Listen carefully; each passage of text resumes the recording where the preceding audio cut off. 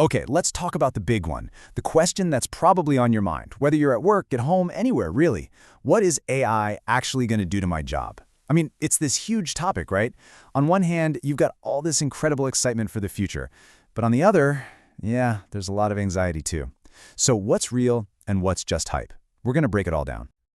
So here's how we're going to tackle this. First up, we'll face that big job question head on. Then, we're going to get really clear on what AI is actually doing. Is it all about replacing us, or is it about helping us? After that, we'll look at the specific skills you're going to need in this new world. Then we'll zoom out a bit, see how this is playing out differently across the globe, and finally, we'll get into the practical stuff, what we can actually do to navigate all this change. Sound good? Let's dive in.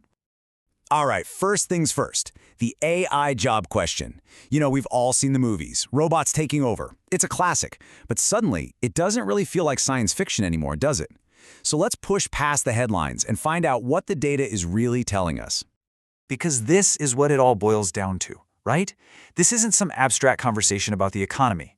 It's personal. It's about your career, your future, your livelihood. It's the one question that millions and millions of us are asking ourselves right now. And hey, if you're feeling that worry, you are so far from alone. Just look at this number. A full 60% of workers are worried that AI could replace them within the next decade. 60%. That is a staggering number. It tells you this isn't some fringe fear, it's a huge, mainstream concern. But this is where the story starts to get really interesting. See, it's not some giant wave that's going to hit everybody the same way. Not at all. Check out this data. If your job involves a lot of clerical work, data entry, scheduling, that kind of thing, then yeah, about a quarter of those tasks have a high exposure to automation. But look at this. For professionals, that number drops all the way down to just 4%. And for managers, it's basically nothing, just 1%. This is so important to get right. It's not about your job title. It's about the tasks you're doing day in and day out.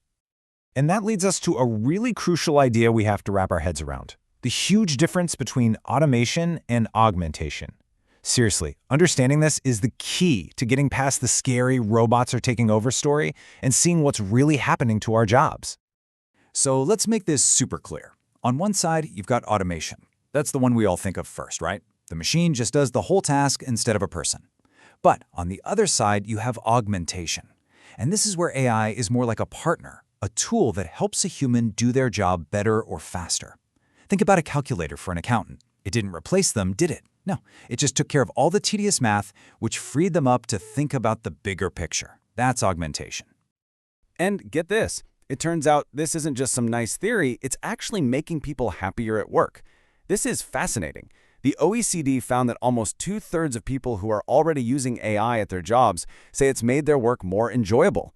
And when you think about it, it makes perfect sense. It's taking over the boring, repetitive stuff and leaving us more time for the creative, strategic work that we actually like doing. Let's look at a real-world example. Say you have to write a marketing email.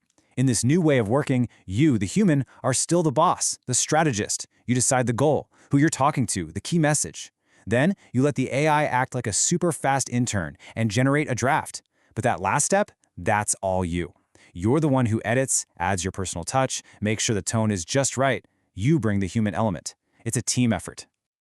Okay, so if work is turning into more of a partnership between us and AI, well, that's obviously going to change the kinds of skills that are in demand. So what exactly does this new skills landscape look like? What should we be learning? This is a really cool peek into the future. It shows the skills that are expected to be most important by 2030. And no surprise, you see hard tech skills like AI and big data right up there. But look what's right next to them. Creative thinking, leadership, curiosity. These are the uniquely human skills. The takeaway here is so clear. The future belongs to people who can do both. People who can work with the tech, but who also excel at the things that machines just can't do. But we have to be real about this. Knowing what skills you need is one thing, actually getting them is a whole different ballgame. Research shows a pretty big challenge here. If your current job is in a field that's shrinking, it's a lot harder to make a successful leap into a new one. It's a tough reality. There's this gap, and it can be incredibly difficult for people to cross. So this isn't just an individual problem to solve, it's a systemic one. And that kind of brings us to the bigger picture, because the story of AI and work, it's not one story. It's really a tale of two very different worlds. The impact looks completely different depending on where you live and, frankly, who you are. So in more developed countries, the big conversations are about things like reskilling the existing workforce and making sure these new AI-assisted jobs are actually good jobs. But in many developing countries, the challenges are much more fundamental. We're talking about basic stuff like access to the internet, different education levels, and a huge risk to entire industries, like call centers, that could be seriously disrupted.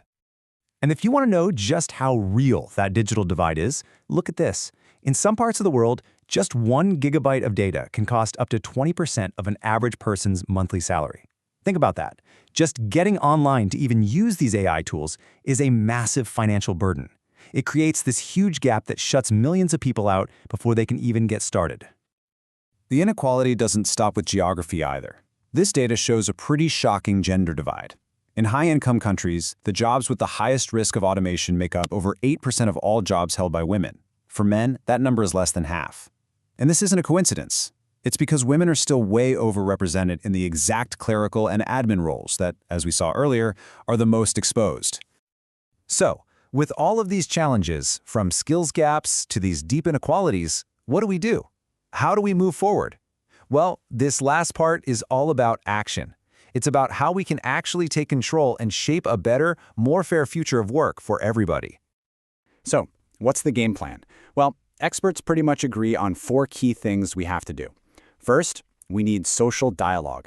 That just means workers have to be part of the conversation when new tech is rolled out. Second, we've got to update the rules to protect things like our data and privacy. Third, and this is a big one, we need massive investment in lifelong learning to help people actually get the skills they need.